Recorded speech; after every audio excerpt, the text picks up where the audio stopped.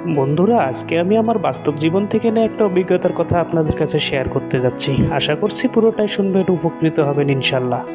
ধৈর্য শক্তি আর মেধা শক্তি উপরআল্লাহ হয়তোবা সকলকে একরকম দেন নাই। আমি একটা সেক্টরে 10 বছর ধরে কাজ করছি।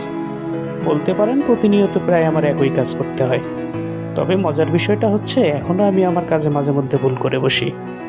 এখন কি বলবেন আমার মেধা শক্তি দুর্বল? না, কখনোই না। কেননা সেই সেক্টরে এখন আমি একজন সার্টিফিকেট প্রাপ্ত দক্ষ কর্মী হিসেবে রয়েছি।